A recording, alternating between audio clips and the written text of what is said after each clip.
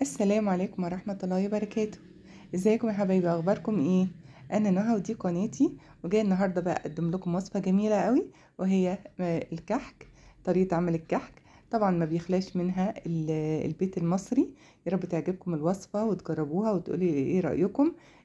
طبعا لازم تتبعي مقادير معينة، مش اي مقادير بنعملها. فاتبعوا خطواتي وان شاء الله تعملوه يطلع معاكم احسن من بتاعي كمان.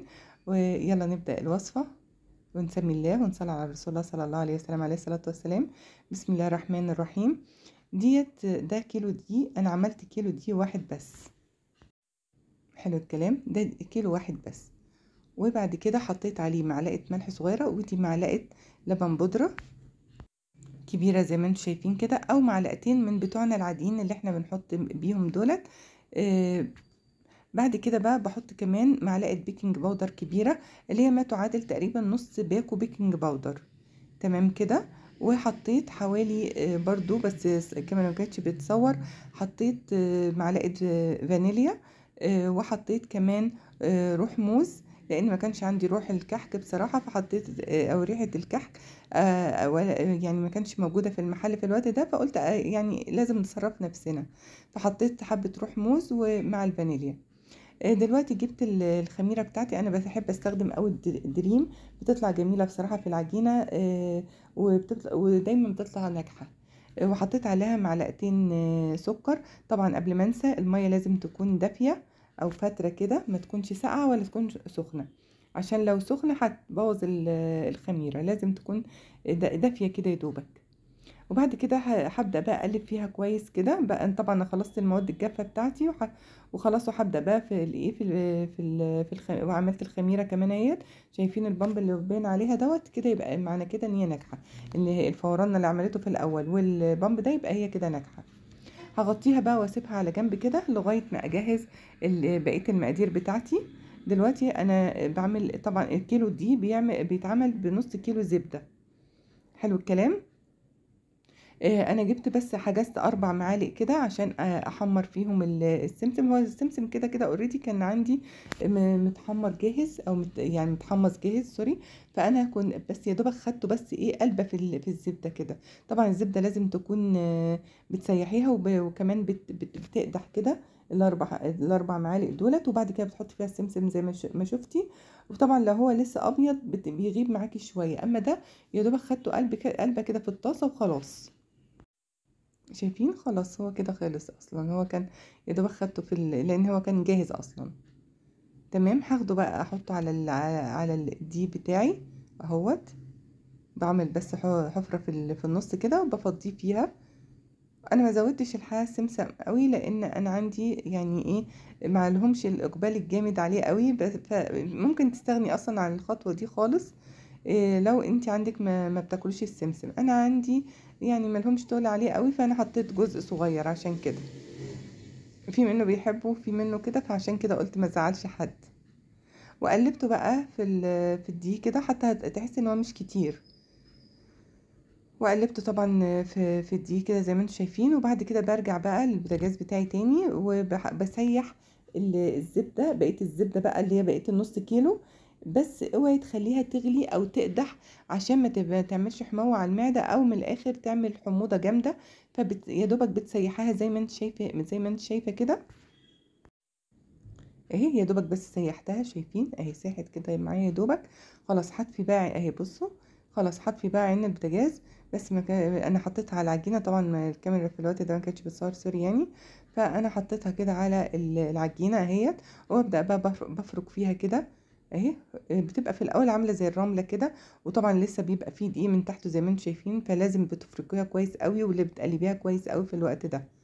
شايفين؟ بجيب اللي تحت فوق فوق كده، عشان كله يتلخبط مع بعضه. بقول لكم معلش، الاسانسير معلش قفل على صبعي، فبقول لكم معلش يعني، سوري. بعد كده بقى بتبداي بعمل. خلاص انا خلصت كده العجينه بتاعتي. تمام. بعمل لها بقى التيست بتاعها كده، بشوفها بقت كويسه ولا ايه. بجربها بس كده سريع. فبصوا انا بقى بتحط صبعك كده، القدام دخل لجوه كده، بس لسه فيها تشققات، اذا لسه الدقيق عايز سمنه. لسه عايز او بيقبل سمنه كمان. حطيت له كمان حوالي 3 معالق زبده، وحطيت له حوالي نص كوبايه لبن. عايزه تحطي ميه مفيش اي مشكله، بس دي بقى اعمالي ست الحبايب، فقالت لي لا تحطي لبن افضل. خلاص. بعد كده هعمل لها تيست تاني بعد ما خلصت بقى وزودتها الحاجات اللي كانت عايزه تتزود. بصوا بقى اهيت، شايفين؟ طبعا لونها فتح لما انا حطيت نص كوبايه لبن. ممكن تبقى استبدلها بميه مفيش اي مشكله، اهي مفيش اي تشققات خالص. يبقى كده العجينه ناجحه وبقت كويسه جدا. هسيبها بقى لغايه ما تخمر، واغطيها طبعا بكيس، بفوطه، بغطا حله، اي حاجه. المهم ان انت تغطيها لغايه ما تخمر. انا الحقيقه سبتها يعني يا دوبك نص ساعه تقريبا، وبدات فيها على طول يا دوبك.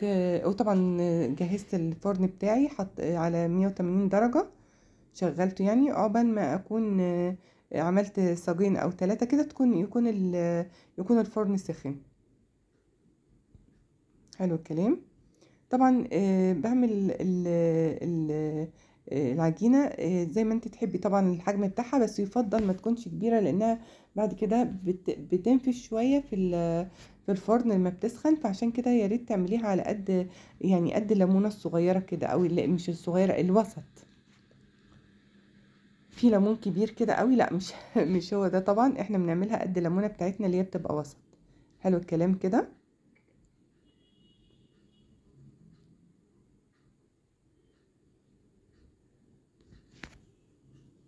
طبعا لما بتطلع كبيرة معاكي ممكن تصغريها عادي خالص، مفيش اي مشكلة. لو حسيت ان هي كبيرة، يعني في فعلا كنت بحس ان هو كبير شوية كنت بصغره تاني. بعد كده بالبصامة بقى، وسريعا سريعا كده بتخلصنا على طول البصامة.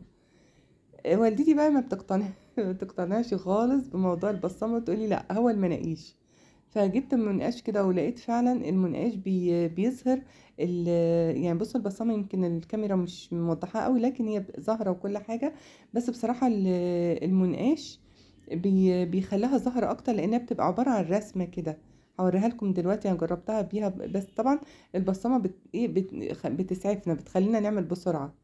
فاحنا بقى في عصر السرعة، فعشان كده بنحب نعمل بالبصامة او بشكل الوردة. انا عملت بصراحة في عندي اشكال كمان كده، عملت شكل وردة وعملت كده بالبصامة، وعملت الشكل اللي هو المنقاش. بس طلع بصراحة فعلا اكتر شكل ظاهر فيه هو اللي عملته بالمنقاش. خلصت ادي القارب الاولاني اهوت، الصاجة الأولانية أو القارب الأولاني خلصته كده.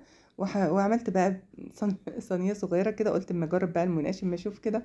طبعا أنا عملتها على قد كده الرسمة، بس طبعا والدتي بتعملها أفضل كمان، لأن هي كانت واخدة من يعني على إيدها، واخدة على الموضوع المنقاش ده.